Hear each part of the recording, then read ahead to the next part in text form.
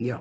So before going to the details about this, we should know what are primitive reflexes and why they are important.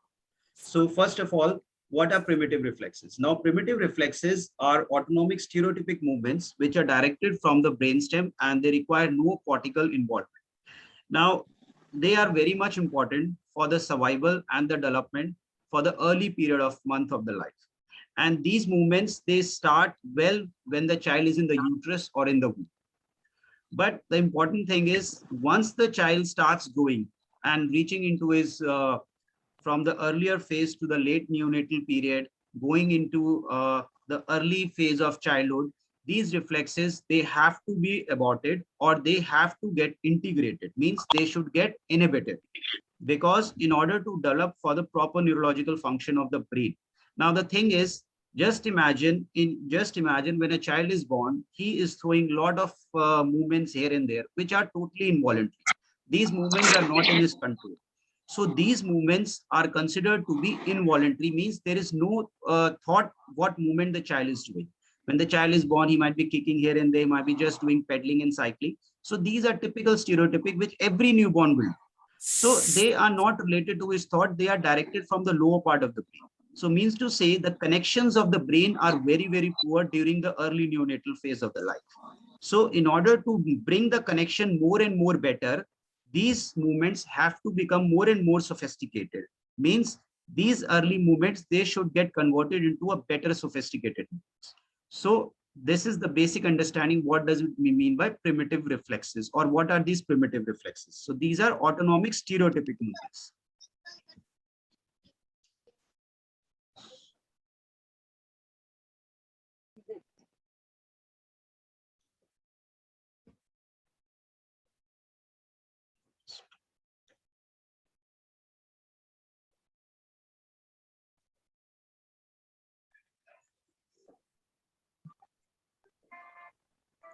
So what happens when the child is born? This is an example of a brain structure where the upper part is shown as the forebrain, and the middle part is the midbrain, and the lower part is called the hindbrain. That is the backward portion, the front portion, and the middle portion. So what happens when the child is born? As I've told, the connections of the forebrain with the hindbrain are very, very poor. There are only connections between the midbrain and the hindbrain. The labels are there, and the forebrain, which is considered to be the main thinking or the thought process, what movements have to be done, what not has to be done, how it has to be done, that is what we call the logical or the thinking process. That is not very much developed. So as a result, because why it is not developed? Because the connections are very, very poor, and the connections are poor, or what we call neurological connections are poor, because that there is primitive reflexes are present. Once the primitive reflexes or the early neonatal or the early child reflexes goes away or fade away by 2 to 3 years of age, the neurological connection or the neuronal connections between the higher functions of the brain, like forebrain, gets become better connected with the other portions of the brain, like midbrain and hindbrain. So as a result, when these connections become better, we can say the neonatal reflexes or the involuntary movements, they get fade off. And this forms the basis for the development of neurological higher functions of the body, like feeding, writing, playing, logical thinking, and etc. And this also plays a very important role to develop an opportunity to stand against the gravity. See, when a child is born, he cannot stand against gravity. His upper portion of the body will be controlled by the lower portion of the body. But once he grows and reaches by 2 to 3 years, he's able to stand, he's able to walk. Why? Because he has gained that postural reflexes or postural stability, where he can control his upper body and the lower body independent of each other. So why it happens? Because the neonatal or the primitive reflexes, they get integrated, or means to say they get inhibited or they get abolished. So it is very much important to get these reflexes abolished so that we go into higher functions. Those children who have a developmental delay or they have a delayed walking, they are not able to walk, that indicates that those reflexes are still present. So this is a typical journey of reflexes. Whatever reflex we talk about, whether there are approximately 22 to 23 reflexes, but all those reflexes are not important for us. The reflexes which are most important we'll be studying here, and which basically govern the formation of other reflexes. So whatever reflex we take, the journey of a reflex follows this path which I have shown you in a parabolic diagram. Now, the red marking, the dotted, it shows the emergence. Means all the reflexes, the primitive reflexes means those reflexes which are present at the birth. So all these reflexes, they are present before the child is born. Kindly mute yourself, please. Kindly mute yourself. So emerge all these reflexes, or what we call primitive reflexes or neonatal reflexes, they emerge before the child is born. And the function of all these reflexes is to give birth to the child. That means they help in the process of birthing. And then we have a peak followed by decrease. And this again, the dotted line, which is showing the integration. Now, this is very, very important for us to understand where the child gets falls into a problem. Now, if this integration phase does not happen, and these reflexes continue through the rest of the life, then it becomes a problem. That means the reflexes are still not integrated, they are still present. And this is the problem in the kids who are in the neurodiversity, or in I would spectrum, or ADHD, or any other, maybe a cerebral palsy or any other thing, means neurological formation of the brain or neurological development of the child. So this dotted line integration is very, very important where the problem lies. So reflexes are a key for the journey, and these reflexes, all the reflexes, they have to complete all the stages of life. Sometimes they may emerge, they may develop, but they may not reach to a peak. That can also create a problem. The reflexes might be underdeveloped, or sometimes may they get overdeveloped.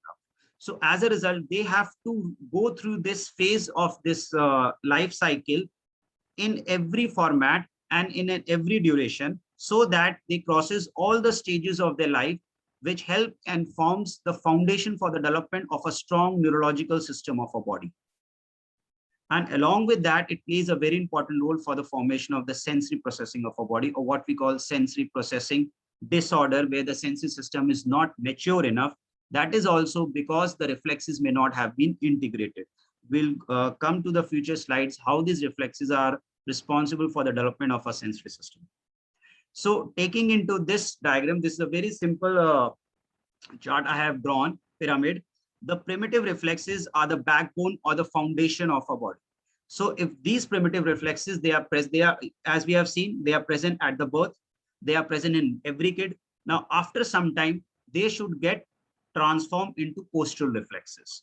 Now, postural reflexes means transform, or I would say transform, or inhibited, or integrated, whatever word you want to use, we can use. But the thing is, primitive reflexes should get converted into postural reflexes. Now, postural reflexes, by the name, it suggests that it is giving us ability to stand against gravity. Postural, it giving the posture, control against the gravity. That means the upper part of the body and the lower part of the body should be independent of each other. As I have told, in the early phase, if the child moves his hand, he will also move his leg. We'll see those reflexes. But once we grow and reaches the age of early childhood, we are independent of the upper and the lower part of the body. That means we have gaining postural reflexes are activated, and these postural reflexes then get transformed into lifelong, some of the lifelong, but that is not important for us right now. So these postural reflexes, then they form the basis of the sensory system. And we know that sensory system, there are 8 different senses, far senses, near senses, we'll see that. But this is the pyramid which form the foundation of a sensory system and the neurological or the CNS neurological system of a body. Now, again, this diagram, which I have shown in the previous slide. Now, there is an emergence, then develop peak. Now, what are the factors which can affect this normal life cycle of any reflex? Here I have shown the possible stressors. Now, this chart shows the possible.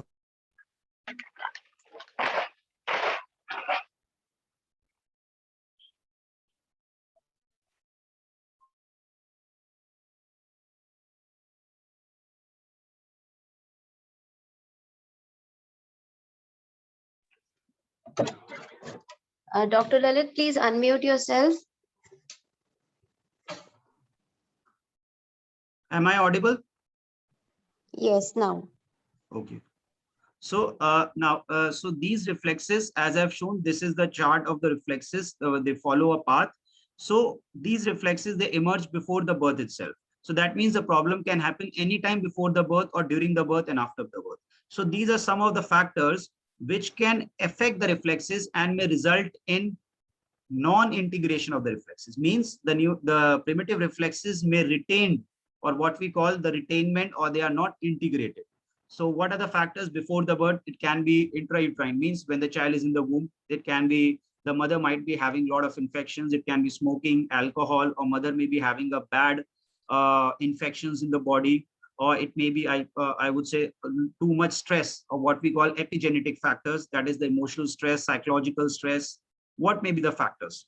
Then during the birth, again, we have seen a lot of times the gut dysbiosis is another factor. Cesarean birth is a risk factor. It's not that every child who goes for cesarean will develop these problems. It's a risk factor. Probability increases. Forceps delivery, vacuum, or if there is a fetal distress, I mean, if the child has didn't cry after birth. After birth, what may be the causes? If the child has jaundice, if the child has a long stay in nursery, there are use of a lot of antibiotics, or the child has been bottle fed. So all these factors, which again, the most important thing in the early phase of life, like if the child has been watching a lot of TV, these are some of the factors, or screen time is high, nurturing is not proper. So these are some of the factors which can result in possible stressors, retainment of these reflexes.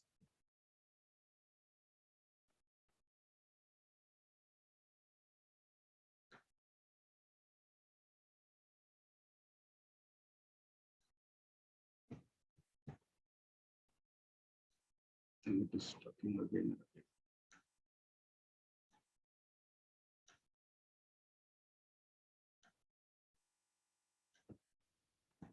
So now all these reflexes, whatever there may be the reflex, every neonatal reflex or the primitive reflex is associated with the development of one or more of the sensory systems. Now there are basically we divide the sensory system into two categories, the far senses and the near senses. Now they are responsible for the formation of the most important sensories like auditory, taste, tactile, smell, visual, vestibular, proprioceptive, interoceptive. We know that irrespective of the severity of the child on the spectrum, every child on the spectrum will definitely have sensory processing disorder, or what we call sensory issues, or the sensory system is not developed. If I go by the literature and the studies and the documentation, they say that 75% of the kids who are on the spectrum have sensory processing disorders. But in my belief, I see more than 95% of the kids who are on the spectrum, irrespective of the severity of the spectrum, whether it is mild, moderate, or severe, they will have sensory processing issues, definitely. Either it may be mild, moderate, depending upon how much sensory systems are involved, but definitely every child on the spectrum will have some sort of sensory processing issues will be there. So if these reflexes are retained, then they will definitely experience uh, uh, the problem with functioning of the sensory systems, or what we call, which can lead to sensory processing disorder. So that means, to conclude, integration of the primitive reflexes, integration means the primitive reflexes should go away, is very, very important for the development of our vestibular system, sensory processing, learning, emotions, and behavior. Now, learning, emotions, and behavior, how it is responsible, we will see in the future slides. So if I take a small categorization of the sensory system, the vestibular, proprioceptive, and tactile, these are the near senses, and they form the backbone of the sensory system. And if these sensory systems are disturbed, vestibular, proprioceptive, and tactile, then definitely the other sensory systems, visual, auditory, smell, and taste, will definitely be affected, because vestibular, proprioceptive, and tactile, these are considered to be the near senses, and these senses, they develop well before the child is born. That means they start developing when the child is in the womb, that is within the uterus. And if these reflexes are affected, the far senses, which start developing after the birth of the child, will also be affected. So that means it's very, very important to work on the child on the vestibular, proprioceptive, and tactile. If we are able to correct these three sensory systems, we will be automatically able to rectify the other far senses like visual, auditory, smell, and taste. And the development of this sensory system is responsible by the integration of the primitive reflexes. So what are the indications? These are some of the indicators which will give you that yes, primitive reflexes are still activated in my child. The child may be overwhelmed, means he may not be able to regulate his emotions. There may be fear of separation, elective mutism. Sometimes the child may be on spectrum and he is a verbal, but he may not speak at all. Mute, what we call as mute autism. Then there is a difficulty in eye contact. I mean to say the list is endless, but I have given you the list which are most important, which we face in our daily life. But if I go to each and every point, the list will become endless. So these are some of the important things which we generally follow and parents generally notice, and we as parents and professionals also notice. So difficulty in forming opinions, difficulty in regulation their emotions, they don't like touch, tactile issues, perfectionism, that means they have a lot of perfection. I would say perfectionism is a better word, but if we use in terms of spectrum, fixation, they have a lot of fixation towards particular things. Then negativity, they have a fear, they are not able to judge between the true fear and a false fear. So they are not able to perceive themselves whether it is a true fear or false fear. Eating disorders, constantly anxious, phobia without any unknown reason. So these are some of the things which we notice in our children, which can give us an indication, yes, the primitive reflexes are still retained or they are still active. Now coming to the individual reflexes. Now moro reflex, this is the most important reflex in our among all the primitive reflexes, because if we work on this reflex, we will be able to work on the other reflexes, because this is the earliest reflex which appears in the newborn. So definitely it has to be good, then only the other reflexes will come and they will integrate. So if the moro reflex is retained, other reflexes will definitely be retained. So just a quick look about the moro reflex. Just observe the pictures of the child, because going into the literature and reading won't become interesting. So I just look at the pictures of the child and then I'll be describing. In the first picture, this is the Moro's reflex which happens. In the first picture, when the child cries, whenever there is a sound, he will open his legs, he will open his arms. Along with the opening his arm, there is a flexion or the flexion of the legs. Just observe. And in the second picture, what happens after opening his hand, he just closes his like this. And then mama comes and hug the child. So these are the three different stages of the Moro's reflex. So that means to say, this is a defensive reflex in a child. It means to say that whenever there is any sound, even just a tap on the table, that is not a danger for the kid. Just a tap on the table is not a danger for the kid, but for a child or a neonate, it is a danger. So it tries to prevent himself by doing this. First, he gets scared and then he tries to keep his body close, protect himself, so that he may not get danger. He may not get affected by the sound or any other thing. But it's not a true danger. It's just that the child feels that. And then mama comes and hugs the child and he feels happy, he feels comfortable. Now, if this reflex is retained, what will happen? A 5 to 6 year old child, for example, there is some small insect is going on the floor, he will get scared as though he will bite him, or he will bite him, or he will eat him, whatever. So he will get scared, he will start jumping here and there, he will open his arm. We do see in our kids. That means the Moro is still active, because he is not able to differentiate between a true danger and a perceived danger. This is a perceived danger for a 5-year-old child, but he's still getting anxious, he's still getting afraid to see that the insect might bite me, or there is some, I would say, some smoke is coming from, a small smoke is coming from the corner of the street, and he gets afraid, oh, that I will get burned or so. So that's a perceived danger, because a 5 to 6 year or 7-year-old child don't get afraid by this, because he knows that nothing will happen. But a child who is on the neurodevelopmental issues and is having an active Moro reflex, he will get scared. He will feel, though I will get scared, and he will run here and there. He will call mama. So that means the Moro is still retained. So this is the important of understanding these primitive reflexes, which will enable us to know whether these reflexes are still retained in my child. So again, so Moro's reflex, basically, this reflex gets converted into an adult startle reflex, which does not, if it does not get established well, the adult stall reflex will not happen. So basically, it's a defensive reflex. Now, what is adult stall reflex and what is Moro reflex? Taking the previous example of a 5-year or a 7-year-old child, there is an insect is on the insect going on the floor, and in a child, where the Moro gets converted into adult straws. Now, adult straw is a more higher sophisticated reflex of the Moros. Adult straw will help you to differentiate between a true danger and a perceived danger.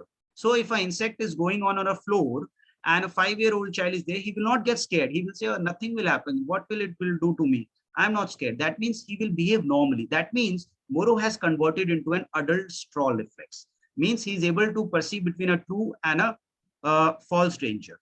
Now, a 7-year-old kid will get scared only when he's going on a road and suddenly a bike comes. He will get scared. He will just open, and it's a normal reflex. He'll open and then protect himself like this, or he will just shrink. He will go in an isolation. So that means now this is a true danger. It's not a perceived danger. So that means adult straw reflex is activated. That means it's a good primitive reflex integration has happened in child. We require an adult straw reflex. We do have a reflex which is known as modification of a Moro or adult straw reflex, which helps us to differentiate between a true and perceived danger. So what are the challenges which we can face when a child is still having Moro's reflex? There may be poor balance and coordination, that, as I have told you, not able to perceive between a true and a false danger. And then they may be oversensitive. That means the similar thing. Poor impulse control, sleep challenges, asthma problems, visual perception issues. So again, the list is enormous, and there are not specific things which I can tell you that yes, if the Moro reflex is activated, these are the typical features or clinical picture you will get in your child. These are totally interrelated to each other. But some of the peculiar things which we notice, as I've told you, to differentiate between a true perceived danger and a false danger, if the Moro is activated or not activated. Then rooting reflex. Now, rooting reflex is again an important reflex which helps to develop articulation, chewing, swallowing, and other parameters. We do see some of the kids who have high oromotor sensory issues. They have poor chewing issues. They are not able to articulate. There is a problem with articulation. Speech clarity is not there. This is because of the because the rooting reflex is still present. It is not integrated. What is rooting reflex? When you look at the diagram again, please. When I just stroke at the left or any angle of the cheek, the child will move his tongue toward that side. That means he has a rooting. He wants to go towards that to grab that thing. Now, this reflex should, it is present at the birth, but it should go away by the period of 5 to 6 months. But if this reflex is retained, again, the problem will be related to the mouthing issues. There may be excess mouthing, or the poor articulation may be there. The child may not be able to speak. There may be speech delay. So all those things may be happen. Along with that, associated sensory system may be affected, like tactile and proprioceptive. Palmar reflex. Now, palmar reflex, again, what happens? It is also an important reflex which helps in giving a good finger grip, which helps in giving a good handwriting, also helps in giving movements of the hand. I would say fine motor movements, or like writing, pencil grabs, or I would say scribbling, or eating with a spoon. So fine motor movements, I would say, fine movements of the body. So what is this reflex in the child or in the neonate, not a child, neonate? When we just hold the finger, just scroll his finger like this, he will just grasp it. So this is what we call as a palmar reflex. Now, this reflex again is very important because it helps in developing the further movements of our fine motor movements, as I've told, finger holding, writing, sketching, beautiful writing, and eating with a spoon. So if this, it should get integrated, or means should get abolished by the period of 3 to 4 months, or maximum by 6 months. If this reflex is present, again, there'll be problem with poor pencil grasp, difficulty with writing. Then there may also be movements with what we call as speech hand movements. What is that word we use in occupational therapy? That is hand-eye coordination, I would say. It's a better word. Hand-eye coordination issues will be there, or they may not be able to express in writing what they want to speak. They may be able to speak verbally, but they may not be able to express through writing. Then ATNR. Now, ATNR is what we call as atonic neck reflex. Now, again, this reflex is very, very important to establish the laterality of the body. That means what is right, what is left. This reflex helps us to understand the concept of laterality. Simple words, right and left. Now, again, look at the diagram, how this reflex is present in the unit. Now, when the head is turned to the right arm gets extended, means it gets outward. The right leg also gets outward, but the opposite hand and limb, opposite upper limb and the lower limb, that is hand and the leg, they get flexed. So this gives an indication that the child is showing the laterality. That means the right is extended, the left is flexed. So this is also very, very important in help in developing hand-eye coordination and the concept of midline crossing activities. What midline crossing activities we might do? We might do like this, we might do touching like this. So these are what we call midline crossing activities. So we do see that some of the kids who are in the spectrum, they may not be able to perform the midline activities very smoothly. They may get confused with the concept of right and left. So this again indicates that the ATNR might be activated in the child. Other things which we say, it may be poor handwriting. As you see that these symptoms, they appear again and again in most of the reflexes. So as I've told, it's basically a bundle of symptoms. We cannot differentiate clear cutly that whether it is this or it is this, but some of them might be peculiar for each of the reflex. So possible scoliosis, handwriting, difficulty in expressing the ideas, eye tracking, visual tracking may be poor, and difficulty with hand-eye coordination. Associated sensory systems, again, in majority of the reflexes, if they are retained, majority of them, they will have auditory, vestibular, and proprioceptive, which are the near senses. Now, then we have the STNR. Initially, we did the ATNR, then STNR. Now, STNR is known as symmetrical tonic neck reflex. Now, it's a transitional reflex. Now, transitional reflex means which appears only for a period of time after the birth, and then it weans off and goes away and gets converted into postural reflex. So if you see this reflex, we can see that the upper part of the body, that is the head, and the lower part of the body are interconnected. Means to say, if the child, the upper part of the body, the neck is flexed, the arms are extended. Similarly here, the neck is extended in the lower portion and the hands and the legs are flexed. Again, it means that the upper and the lower part of the body are interconnected. Normally, when we are sitting, we are, whether we are turning head like this or doing like this, our movements of the leg will not be affected. We are moving the movements of the neck independent of the movements of the leg. That means the movements of the neck are independent of the movements of the leg. But here, when the STNR is activated, the movements of the neck will be connected with the movements of the leg. This is for that particular reason that the child who has a W sitting, STNR is activated. Because whenever he is doing something or talking to somebody or doing the movements at the neck, he will always do a W sitting. So a W sitting posture is a typical picture which indicates, yes, STNR is activated in a child. Other things may be poor posture, neck tension, because poor posture means they will always have to get in control with the movement of the neck. So as a result, the posture will be affected because it is not interrelated. The upper and the lower portions of the body are connected because the STNR is activated. So what are the possibilities when STNR is underdeveloped? It may be, as I've told, difficulty with cross-lateral movements, hypertonicity, W sitting, or if they are not emerged, they may be clumsiness or they cannot roll over. Sometimes we see the child doesn't go in a phase of rolling over, which generally comes by the period of 5 to 6 months. Suddenly he goes into the stage of crawling, and that period of rolling over is not there. So we say that, sir, ये तो इसने roll तो किया ही नहीं, ये तो सीधा 5 महीने पे sitting with support था और सीधा 9 महीने पे crawling करना शुरू कर दिया. तो वो rolling नहीं हुआ, that means STNR आया ही नहीं उस बच्चे. That means STNR did not emerge, which is maybe a possible reason that it may go into future possibilities of other poor posture, neck control problems, stiffness, and etc. and etc. TLR. Now, TLR is again important reflex, which helps to helps to differentiate the movements of the neck with the rest of the portion of the body. TLR, which is known as tonic labyrinthine reflex. Now, it basically comes in two parts, forward and backward. In the forward movement, you see this is the reflexes which are present in a neonate. Now, in the forward reflex, when the neck is flexed, the arms are also flexed, and even the legs are flexed. Whereas when the neck is extended, means it stretches its neck, the arms and legs also get stretched. So that means again, the neck and the leg movements and the hand movements are interconnected.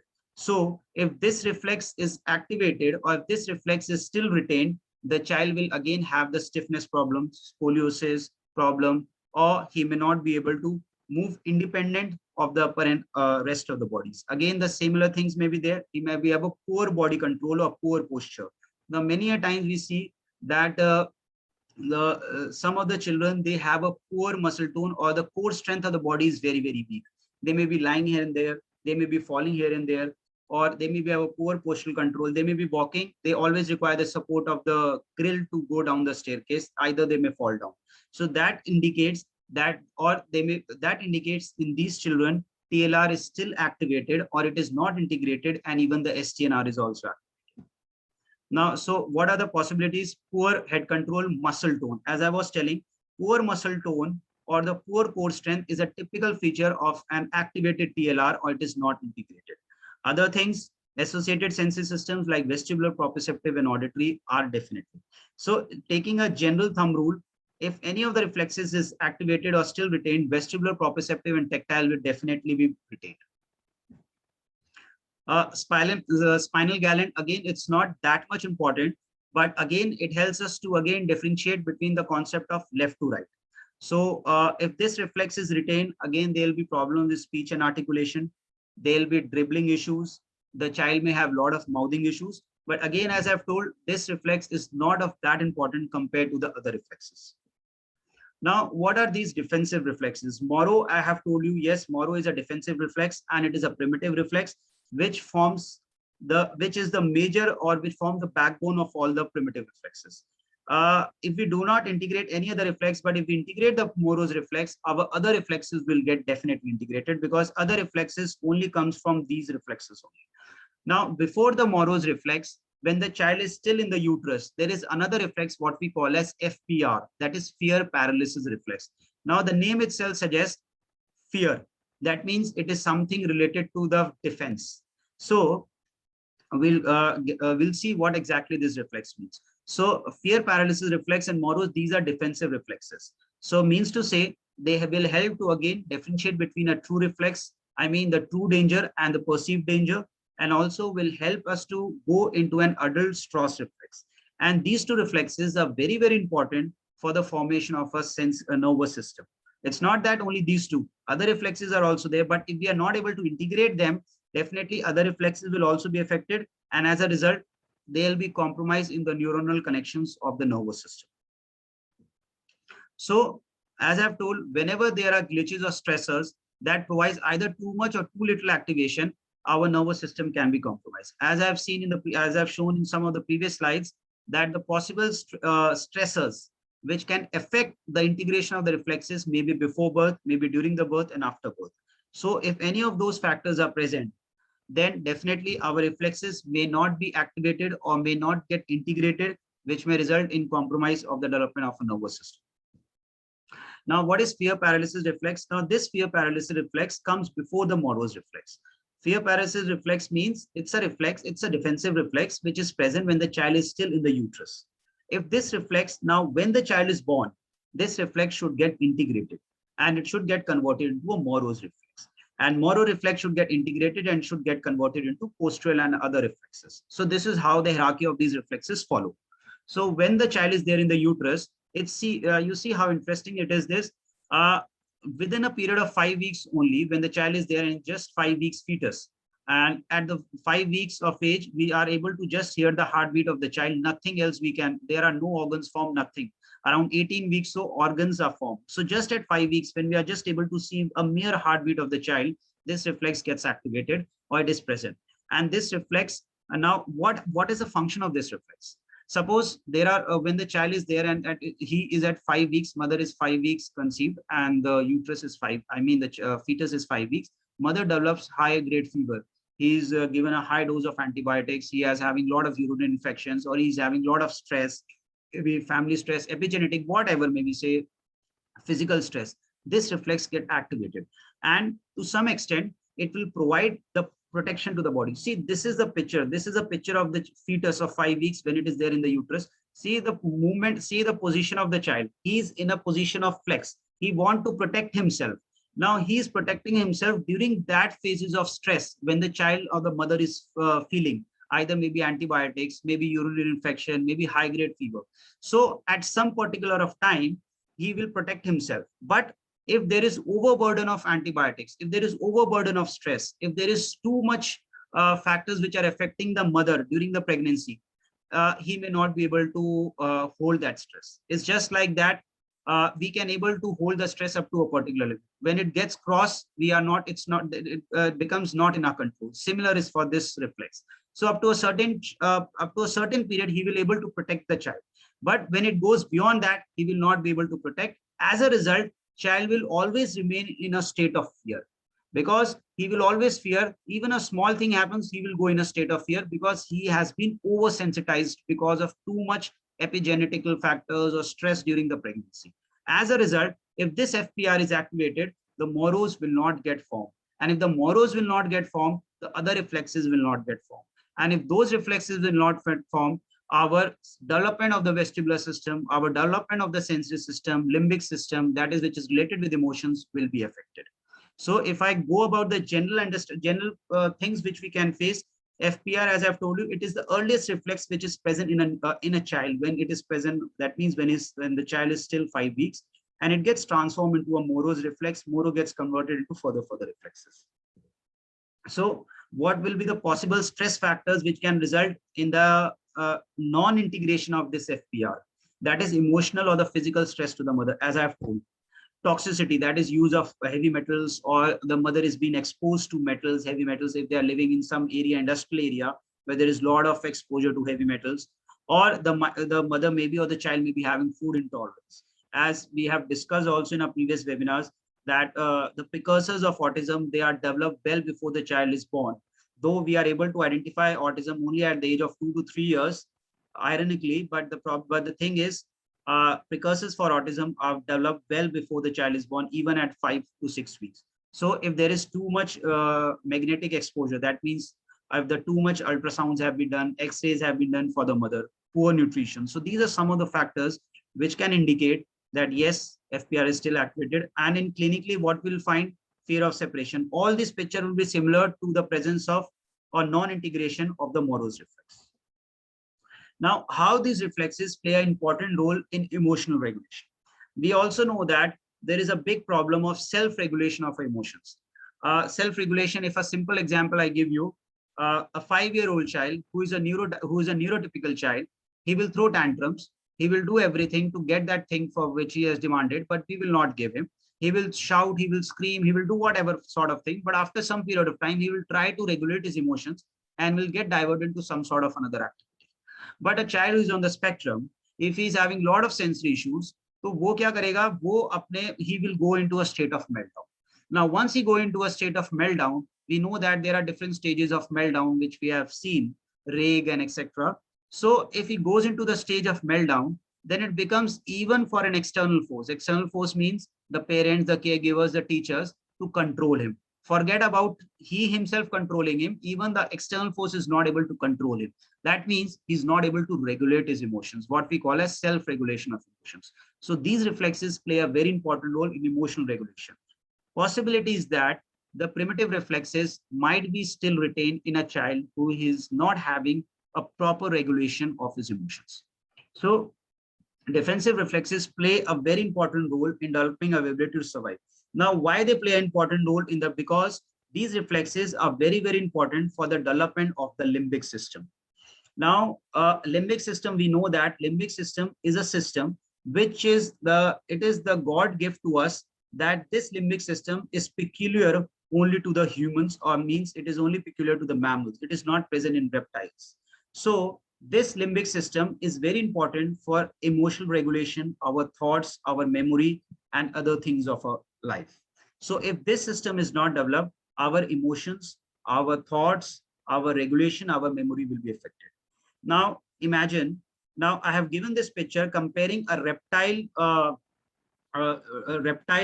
kid and a mammalian kid. Now, what is the difference between these reptiles and human kids? Now, see, when the mammalians are born, when their kids are born, they are born just and they are thrown away. Means to say, they have to grow independently from day one of life, and they don't have any sorts of emotions.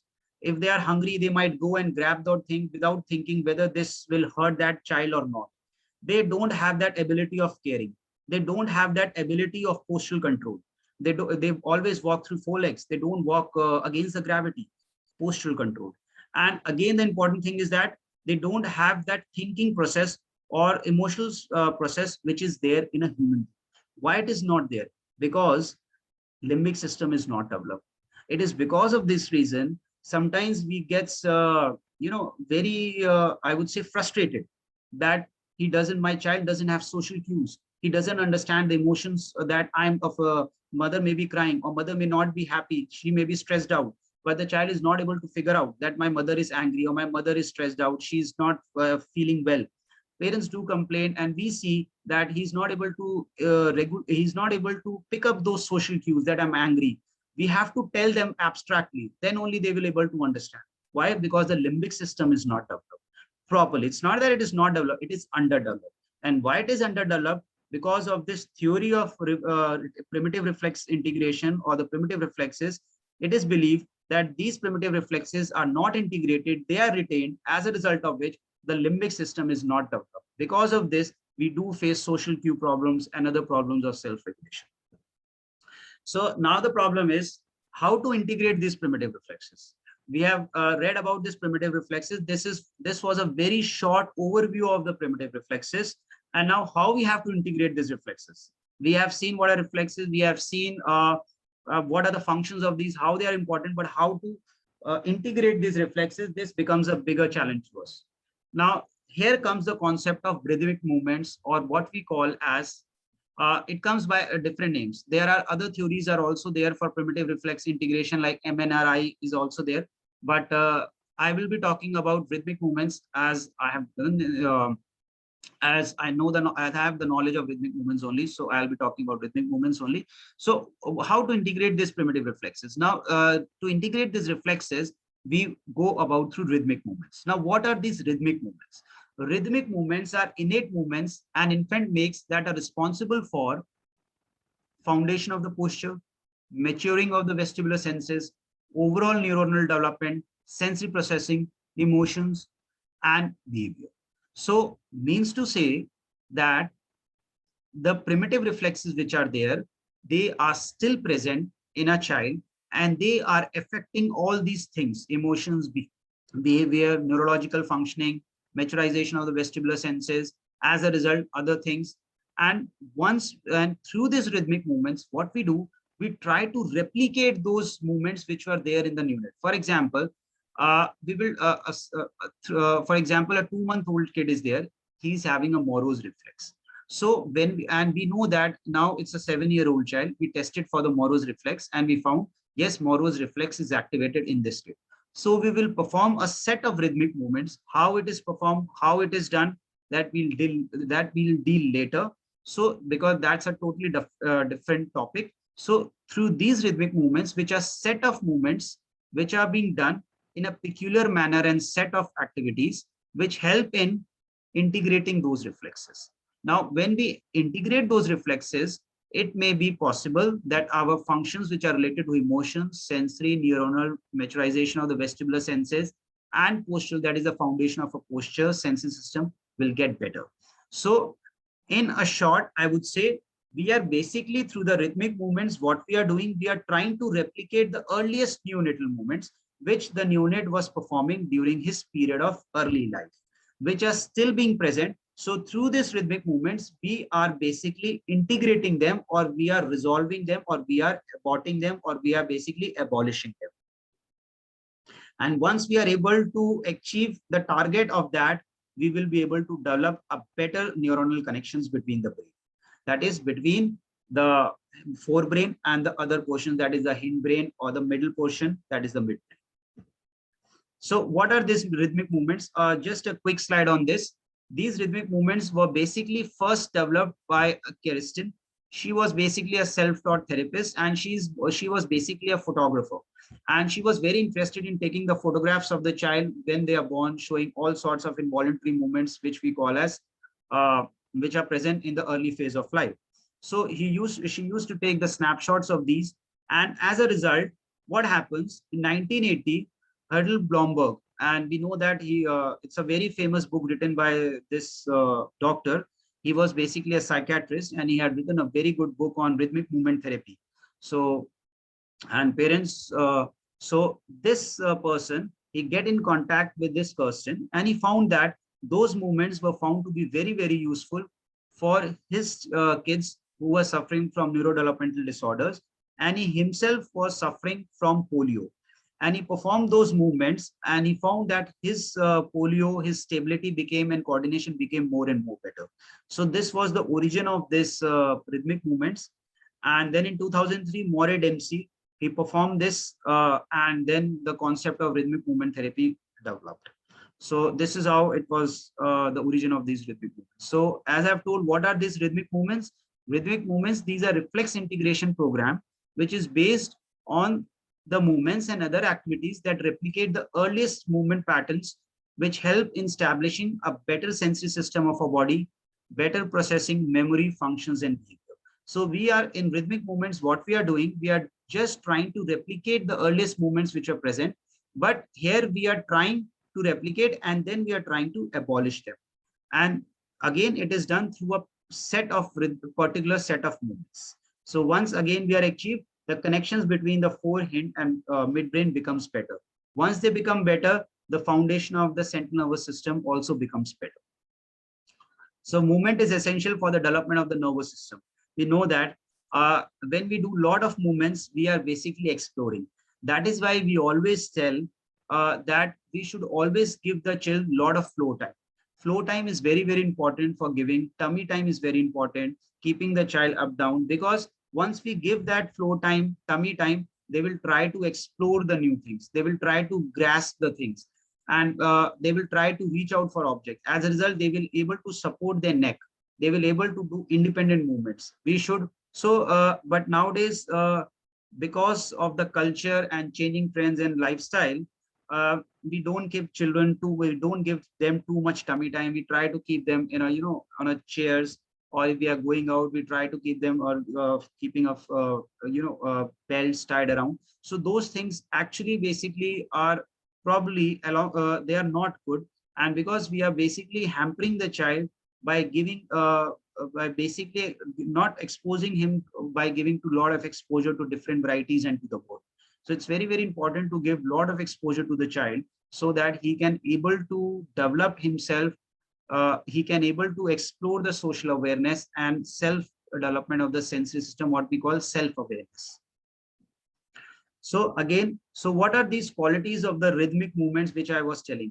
So these movements, they have to be rhythmical, they have to be smooth, they have to be effortless, easy, coordinated, symmetrical, they should be flow in connection.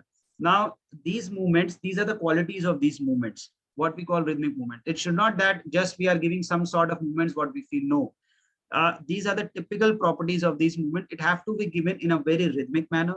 They have to be coordinated. It's not like that you are moving one hand fast and other hand slow. It should be coordinated, smooth, effortless, and it should not have any problem, neither to the person who is giving and neither to the person to whom you are giving. So these are some of the peculiar properties or the characteristics of the rhythmic movements. So again, just to summarize that if the body is disorganized, our emotions will also be likely to do disorganized. Yes, definitely. It's very logical that if we are not, if we are disorganized, our emotion will also be disorganized. Means to say, it's a clear indication. You might see that a person who is not very well dressed, or is very he's very shabby and he's not good look, and not good looking in the sense he's not very much wearing properly, or he's not very much aware, he's not very much bothered about his body, definitely his emotion will also be affected. So basically the thing is, if your body is organized, your central nervous system, your emotions and higher functions will also be organized. So through this rhythmic movements, we are basically trying to organize the body in the context that the movements were retained and we are trying to abolish them. So to conclude, I would say that if the primitive reflexes are active, your cerebellum will be active or may not be functioning properly. As I've told, coordination, poor posture will be affected, sensory processing will be affected, as we have seen that how they're responsible for the vestibular and other sensory systems. Yes, other thing is that the movements will be jerky, asymmetrical, means to say they will be falling here and there, they may be poor hand-eye coordination or may not able to perform properly. So this was a brief about the the understanding of the primitive reflexes and the importance of these reflexes and how they are responsible for the development of our sensory system, emotions, and other factors. So now I'll be open for the questions. And if any of the parents are having questions, then we can go through that. And I think there are a lot of questions written in the chat box. I would request the parents to take up the questions through so that we can talk face to face. It will be better and we'll be able to resolve the queries at a faster rate. So we are open for discussion now.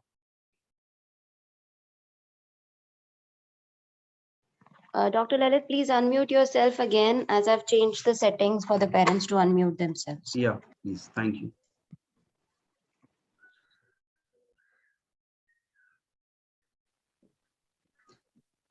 Yeah, please go ahead, please. Hello, sir.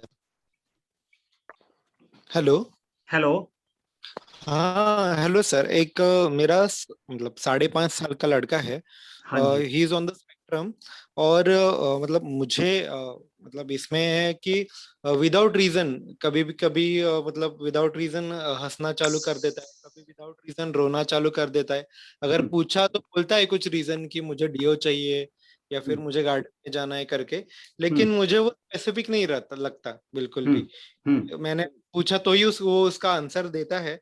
लेकिन कभी कभी बहुत बार ऐसे हो जाता है कि session लेते समय कुछ भी रीजन नहीं है, लेकिन विदाउट रीजन वो हंसना चालू कर देता है, विदाउट रीजन वो रोना चालू कर देता है. तो इसमें मतलब ये किस चीज के वजह से होता है, इसका रीजन क्या है और इसके लिए कुछ कर सकते हैं क्या? सर देखो, पहली बात तो एक बहुत सिंपल सी बात मैं आपको बताऊंगा कि ASD ऑटिज्म स्पेक्ट्रम की बहुत सारी थ्योरीज है. हम सिर्फ आज के वेबिनार से हम ये नहीं बोल सकते कि यही कारण है. Being a neurodevelopmental pediatrician, since many of the parents might be knowing that बहुत सारी चीजें होती हैं. अब जैसे आपने बताया, अगर हम इन टर्म्स ऑफ इस रिफ्लेक्सेस की बात करें, डेफिनेटली उसका सेंसरी सिस्टम जो है वो प्रॉपर्ली डेवलप, मतलब properly in the sense mature नहीं है. अब वो मैच्योर नहीं है तो डेफिनेटली कुछ ना कुछ रिफ्लेक्सेस रिटेन होंगे. अदर कॉजेज जो हो सकते हैं, इट मे बी ग्लूटेन और केजिन इश्यूज, उसको गट इश्यूज हो सकते हैं, और it may be yeast issues. So the thing is that चीजें बहुत हो सकती हैं. बट अगर हम बात करें कि उसके रिफ्लेक्सेस रिटेन है या नहीं, तो हमको वो चेक करने पड़ते हैं कि वो रिफ्लेक्सेस रिटेन है या नहीं, और वो कैसे चेक करते हैं. आज के वेबिनार में मैंने आपको ये नहीं बताया कि वो रिफ्लेक्सेस कैसे चेक करते हैं, बिकॉज वो एक अलग से ही डिफरेंट वर्कशॉप होती है जो हम पहले कर चुके हैं, तो हम आगे भी शायद करेंगे, तो उसमें वो आपको सारी चीजें पता लगेंगी. बट यस, डेफिनेटली कुछ ना कुछ रिफ्लेक्सेस जरूर रिटेन होगी. एक ये चीज है, और अदर चीज जैसे मैंने आपको बताया, यीस्ट हो सकता है, फूड इंटॉलरेंस हो सकते हैं, गट इश्यूज हो सकते हैं. ओके ठीक. Okay sir. Can I ask a question? Yeah, please. Sir, I have two questions. Yeah. First is ki is there a age limit for using this rhythmic movements? And second is ki when we use this sensory integration, so can the sensory integration address the reflexes? Sensory integration addresses the sensory systems. Okay. As far as my knowledge says. But here, in rhythmic movement therapy, we are integrating the reflexes, and reflexes form the basis for the development. Please kindly mute yourself. Hello. Yeah. And in reflex integration therapy, we are integrating the reflexes. And as we have seen, these reflexes form the basis for the three most important near senses: proprioceptive, tactile, and vestibular. Okay. So sensory integration will definitely work at the level of sensory, but rhythmic movements will work at the level of the primitive reflex integration, which will help in further progression of development of the sensory system. But saying this, it doesn't mean that we should not go for sensory integration. We should only work for the rhythmic movement therapy, because just one line to add this: rhythmic movement therapy can be given to any age of child. It can be given to a 6-month-old child. It can be given to a 60-year-old person. Now, Once we give a rhythmic movement therapy, the reflexes might get integrated. But it doesn't mean that if they are integrated, they will not appear again. I'll give you just a simple example. Okay. We are doing nowadays, we have a lot of sedentary lifestyle. We are always on the computer and doing, obviously, we have a lot of mental stress. So by the age of 30 to 40, we have a lot of spondylosis issues. We have a lot of back issues. We do have a lot of neck stiffness. So that indicates now we have an activated TLR and STNR, ATNR. So it might not be present earlier, but because of the bad lifestyle, because of our activities, because of this is as per the theory of reflex integration. So we have an activated TLR, we have an activated ATNR. Because of that, we are having spondylosis, low back problems. So we should perform those reflex integration exercises in order to resolve those issues. Once we are able to resolve that ATNR, TLR, our back problems, spondylosis issues might. So that is the thing. Okay. Okay. Thank you, sir. Thank you, sir. Thank you. So may I? Yeah, please. So my son on the spectrum, he has.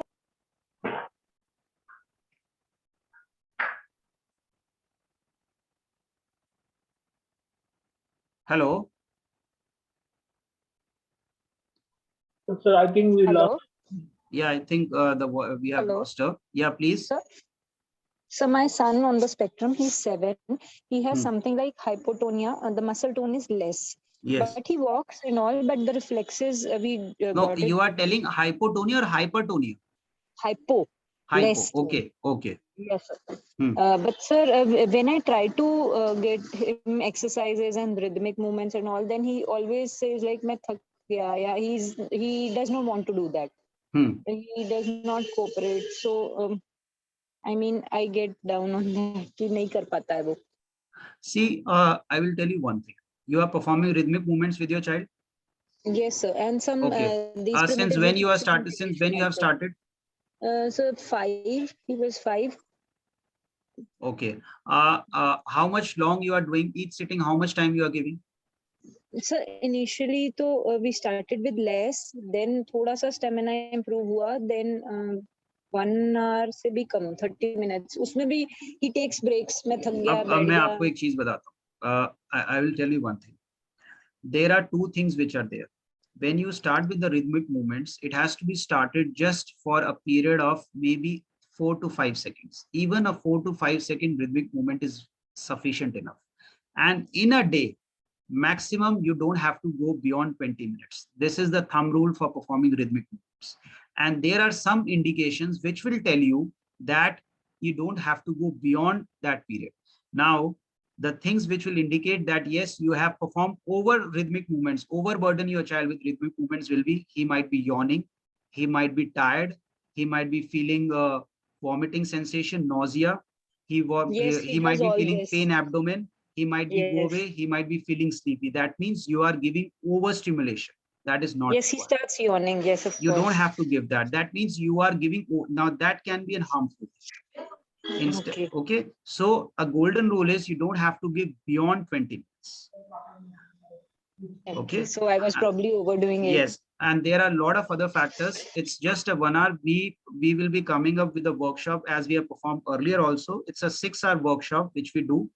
And there it's a parent training program. They will give each and everything, how we have to check for the reflexes, how we have to integrate the reflexes, and how we have to perform those movements. Along with the videos, it's basically a 6-hour workshop. So in that we'll be discussing. So probably you are overburdening your child.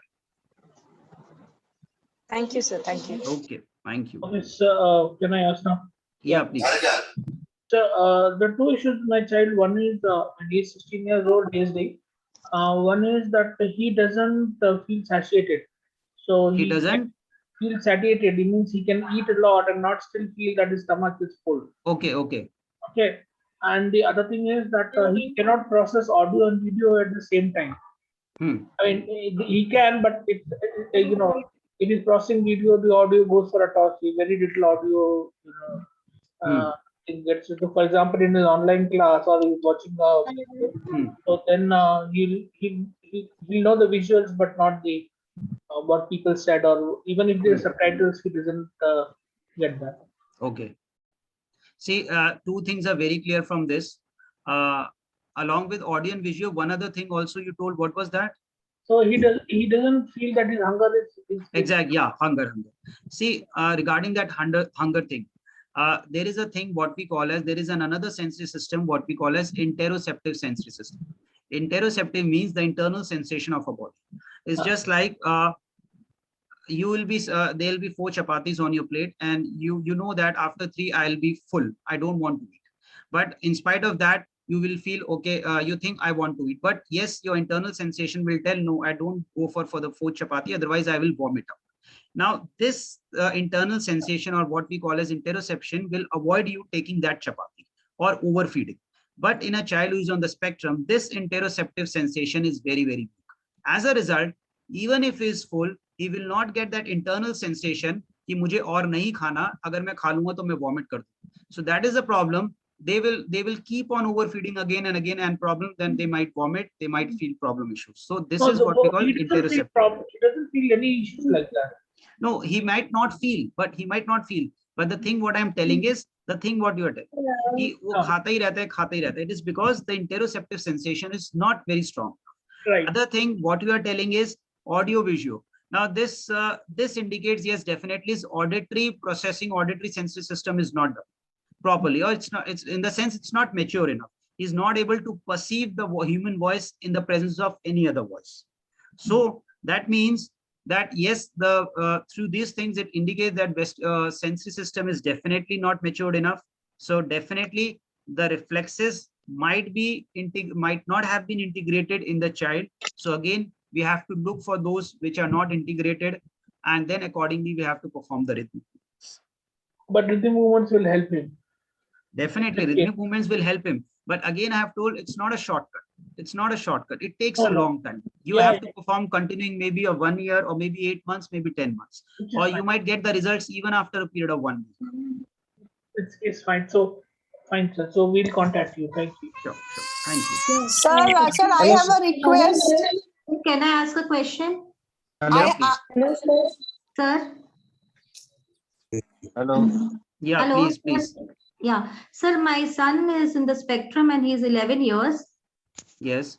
And his both hands doesn't work together, like for buttoning and zipping and lacing.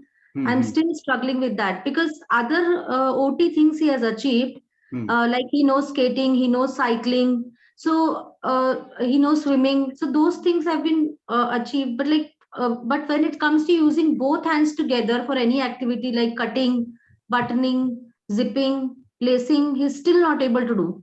So basically your main concern is related to fine motor activities and midline crossing activities. Yeah, but I don't know why the left hand is not working for few activities, and I'm not able to understand that. I'll tell you one thing. If you want, if you are interested, you can attend our upcoming session is having on fine motor skills, fine motor development program. It's a 3-week program. You can attend that. You will get to know the ideas. Other than this, related to this, since the fine motor activities are affected, midline crossing activities are affected, and as we have discussed that the primitive reflexes might be activated in your child, that may be a problem. But again, thinking into that, if it is not to that extent that it is affecting his day-to-day life, other things, then we should not be bothered about much. You just have to focus about what fine motor activities you can perform with the child in order to resolve those issues. But if they're having to a greater extent, then you can perform those rhythmic movements with the child. That will also definitely help in resolving those issues. Okay, sir. Yeah, thank you, sir. Sir, can I ask my question? Yeah, please. Sir, myself, Dr. Ani Bhuna. Yeah. My 18-month-old is taking therapy from you. Okay, ma'am. Sir, he doesn't crawl properly. He only sleeps. And ma'am, can you speak little louder? Your voice is I'm not able to hear the voice. He only creeps. He doesn't use his legs to crawl. Okay, ma'am. He only uses his hands to creep. Okay. And he drags his body to creep. And he stands with support, but he doesn't have balance. Okay. And He he's is 18 months. old. 18 Yes, months. sir. So Yes, sir. definitely his primitive reflexes definitely will be there. The three most Yes, important sir. things is the creeping. He's not crawling, he's creeping, and he's Yes, sir. not using the proper movements. So definitely his Yes, sir. reflexes will be activated. So, and Yes, sir. he's quite young. He's just 18 months. So I would Yes, say sir. this is actually a very good time to work with the child for this reflex integration. Yes, sir. That will help Sir, you in addition to the other previous things which you are working with the child. yes, sir. His speech is also delayed, sir. So I was asking that how can I like use this rhythmic movement therapy with him? Ma'am, we'll tell you, we'll be coming up with the, we will notify you, we'll be coming up with the workshop. As I have told, it will be basically a 6-hour workshop and it will be divided for 3 days for 2 hours. And they will be Okay. discussing in detail each and everything. And after that workshop, you'll be able to perform the rhythmic movements with your child. Okay, sir. So do I have to bring my child to the workshop? No, you don't have to bring the child to the workshop. It will be an online workshop. Okay. It will be an online workshop through the Zoom. Okay, It will sir. be, we will teach you because it will be the rhythmic movements basically are of 2 types, active and passive. Active means the child himself is doing. But here Yes. in Spectrum, we are dealing with the kids. So we will be training the parents. So the parent will get trained in the rhythmic movements and they will perform with the child. Okay. So before that, they should know what reflexes are not Hello? integrated. Suppose, hello, am I audible? Hello. I'm so sorry. The connection is bad. Yeah, I was telling, first we will tell you how you have to look for the reflexes. Suppose a Moros is activated, how we will check that yes, the Moro is present in my child.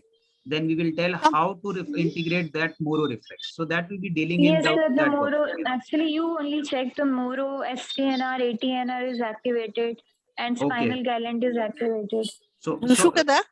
yeah, so ma'am, you will get to know through that, and then you can perform those activities with your child. Okay. Okay, sir. Okay. Sir, one request, kindly arrange the workshop during the weekends. It's like for the working parents. Okay, ma'am. Thank you, sir. Thank you. Yeah. Thank you.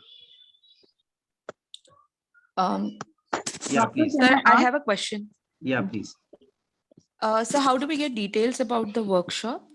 Ma'am, we will be notifying you through in our groups and also in our channels, and also we will share the number also, and then we can you can get in touch with us. We will share you the details in the group which we have formed today. Okay, thank you, sir. Yeah. Doctor, And sir, I have a quick question. Yeah, please. Hello. Yes. Hello. Yeah, please go ahead. Yes, doctor. My kid is actually constantly on the move, so I know for sure that vestibular and proprioceptive is very high, basically yes. based on what I have read. And the second thing is when you ask him to do a thumbs up, both his thumb and the index finger comes out. So I know that there is some kind of primitive reflex still present. So I mean, there might be more. I don't know. But from what I understand from this webinar is that the rhythmic movement is a way of integrating these primitive reflexes. Am I correct? Yes, exactly. Okay, so I think probably it would be better to start with this and then doing the sensory integration in parallel with that. Exactly. Okay. Very true. Because right now I'm having a lot of difficulty in teaching anything academics because he will not just sit in one place. Yes. Right. Yeah, that is true. What is his age right now? He is 5. He is 5. Okay. Right. Yes, you're absolutely right what you are telling. So definitely his rhythmic movements along with sensory integration will give him a better results compared to if we go for an isolation therapy, individual therapy. And doctor, if there's anything in the mouth, I know there is sensitivity in the mouth on the left side because whenever I go for an internal massage, he doesn't let me on the left side, inside the cheek. So that is also part of like primitive reflex or no? See, again, I'm telling, everything we can't correct it with a primitive reflex. Okay. Everything we can't correct it. You know that autism is something that we can't correct. It's not a disorder. It's a neurodiversity. So the aim of all these therapies, whether you go for oromotor therapy, speech or rhythmic, whatever therapy, we try to bring the child as close as possible to a neurotypical spectrum, but we can't correct it. Something it is there which we can't correct. So these are some of the these are some of the therapies which might help. Now, telling this, it doesn't mean that rhythmic movement therapy will help each and every child. It may be even a 2-second therapy may be an overburden for him. So that means it's better not to go for this therapy, and we can go for other therapies. So that has to be judged individually depending upon child to child. Okay. So as of now, as you are telling that yes, oro issues, oromotor issues are there, oral sensitivity issues are there, I would suggest you to get for an oromotor assessment with your therapist or an oral placement therapist, and then accordingly you can work with the child. Okay. Thank you. Thank you. Now we'll be taking up the last question, please, and then we'll be closing up with the seminar. Yeah, Hello, please. sir. Yeah, please. Yeah, please go ahead. Hello हाँ जी, बोलिए, गो head. Sir, मेरा लड़का 13 साल का है। हाँ जी। उसको हाथ से कुछ ग्रिपिंग की इश्यूज बहुत है। मतलब एक हाथ से पकड़ना चाहता है तो दूसरा हाथ उठ जाता है ऊपर अपने, अभी खाना खाते समय भी ऐसे ही। अच्छा। तो दोनों हाथों में फिंगर्स में कुछ ग्रिप नहीं है, टाइटनेस ज्यादा है और चलता है पर ऐसा अनबैलेंस होता है। फिर एक साइड ऐसा हाथ ऊपर करेगा, एक साइड मतलब फोल्ड करेगा, फिर वैसे ही चलेगा। साइकिलिंग भी करता है तो एक हाथ से ही पकड़ता है, दूसरा हाथ कुछ भी करिए वो टाइटनेस उसका रिलीज नहीं होता है। क्या सर बच्चे को प्रॉब्लम क्या, ऑटिज्म है? सीपी है सर। सीपी है। इसलिए मैंने पूछा था, क्योंकि जैसे आप बता रहे थे लग नहीं रहा था। सर देखो, सीपी जो बच्चा होता है उसमें टाइटनेस का तो इशू होता ही है, मसल टाइटनेस होती है, वो पता ही है आपको। तो उसके लिए ओटी तो आपको कराना डेफिनेटली पड़ेगा। अब रही बात रिदमिक मूवमेंट्स की, क्योंकि बच्चा बहुत बड़ा है तो आप एक ट्राई दे सकते हो, बट उसके जो रिजल्ट्स हैं आपको इमीडिएटली नहीं मिलेंगे, और हो सकता है आपको कराने में भी डिफिकल्टी हो, क्योंकि 13 साल के बच्चे के साथ मूवमेंट्स देना आसान काम नहीं है। जैसे कि मैंने बताया कि इसकी जो प्रॉपर्टीज हैं बहुत स्मूथ होनी चाहिए, सिमेट्रिकल होनी चाहिए और एफर्टलेस होनी चाहिए। मतलब आप अगर उसको मूवमेंट दो तो आप ऐसा लगे कि आप सोते सोते मूवमेंट दे रहे हो इन योर, मतलब ऐसा कोई एफर्ट नहीं देना है। तो ये बहुत जरूरी है। तो 13 साल के बच्चे के साथ ये काम करना, और वो भी सीपी चाइल्ड है, तो थोड़ा मुश्किल काम होगा। तो मेरे हिसाब से आप इसको खुद से मत कराइए, आप इसको ओटी एक जरूर कराइए, और साथ में अगर आपके वहाँ पे कोई रिदमिक थेरेपिस्ट है या ओटी कोई रिदमिक थेरेपी मूवमेंट्स के बारे में जानता है, वो वहाँ पे कराएगा तो ज्यादा बेटर है। बट ओटी तो इसको कराओ, जो मस्ट है। हेलो, ये तो साइकिलिंग तो क्लियर करता है सर। हाँ, जो आप बाकी चीजें बता रहे हैं ना, उसके लिए मैं आपको बता रहा हूँ कि वो चीजें कराना उसके लिए जरूरी है। सर स्पीच भी बोलता है, उसको समझ में आता है कि मुझे क्या करना है, पर वो स्पीच भी उसका क्लियर नहीं है। सर वो चीजें मैं वही बता रहा हूँ ना कि वो डेफिनेटली कुछ ना कुछ रिफ्लेक्सेस तो इंटीग्रेट होंगे, डेफिनेटली होंगे, और सीपी चाइल्ड में होते भी। तो वो आप उसके साथ वो कराओगे रिदमिक मूवमेंट्स, तो रिजल्ट मिलेगा, डेफिनेटली मिलेगा। बट प्रॉब्लम ये है कि आप कितना उसके साथ एफर्टलेसली और कितना कोऑपरेटिव वो आपके साथ होगा, वो बात है। बाकी हम जब करेंगे वर्कशॉप, आपको अटेंड करना है, आप कर सकते हैं। आपको लगेगा कि आप बच्चे के साथ करा सकते हैं तो डेफिनेटली कराइए, रिजल्ट्स डेफिनेटली बेटर मिलेंगे आपको। सर पक्का करवाएंगे, अगर रिजल्ट के लिए पक्का। ठीक है। Hello, okay sir, thank you. Hello sir, my name is Vikrampuri.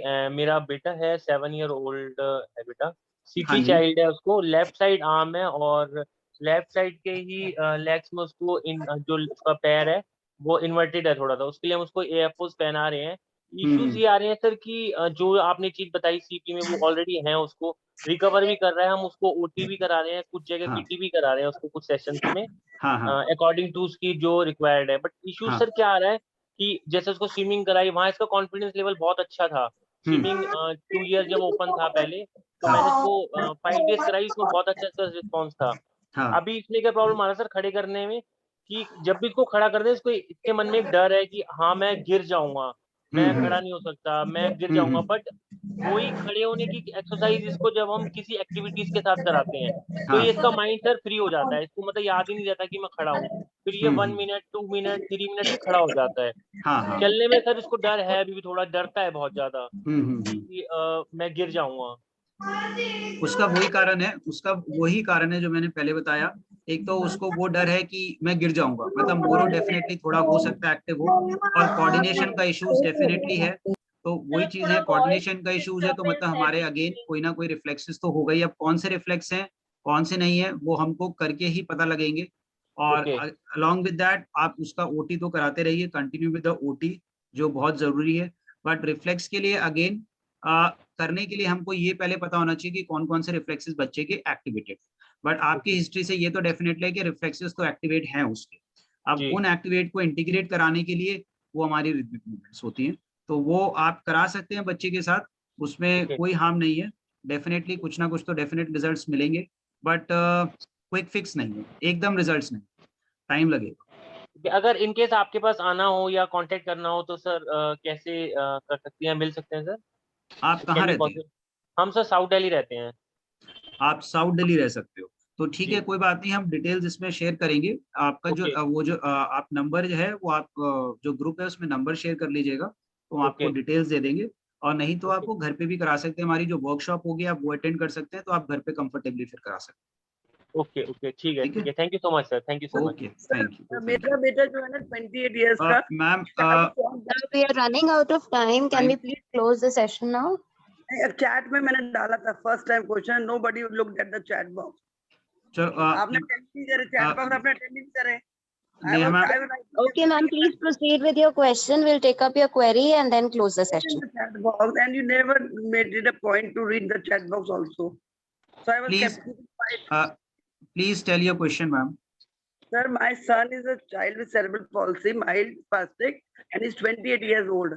वो चौंक जाता है जब कुछ अगर मैं पास में चिल्लाती हूँ, तो ये कौन सा रिफ्लेक्स है? मोरो रिफ्लेक्स है। हाँ बिल्कुल। इसके लिए क्या किया जाएगा सर? वही आपका अटेंड करें, क्या करें ताकि वो चौंके ना? इतना बड़ा हो गया उसके बाद भी वो बचपन से लेके जब भी कुछ चिल्लाता है वो ऑड साउंड से चौंकता। वो अगर मैं उसके पास हूँ, मैं किसी को आवाज दे दूं तो वो पूरे बॉडी हिल जाएगी। फिर मैम देखो, दो चीजें हो सकती है, मोरो तो एक्टिवेट हो सकता है बट ऑडिटरी इनसेंसिटिविटी इश्यूज भी हो सकते हैं उसको। तो और किसी चीज से साउंड का नहीं है, कुछ भी कोई और साउंड नहीं है। वो मैं ये भी पूछना चाह रही थी सेकंड क्वेश्चन की, सेरेब्रल पॉल्सी चिल्ड्रन को सेंसरी इश्यूज का होता है प्रॉब्लम? हो सकता है मैम, हो सकता है, ऐसा नहीं है कि नहीं होता, हो सकता है बट कम होता है कंपेयर टू स्पेक्ट्रम। ये फ्रूट्स भी नहीं खाते, वो फ्रूट्स भी कभी नहीं खाया उन्होंने, maybe due to sensory smell, I don't know what is it, पर कभी नहीं खाया उन्होंने।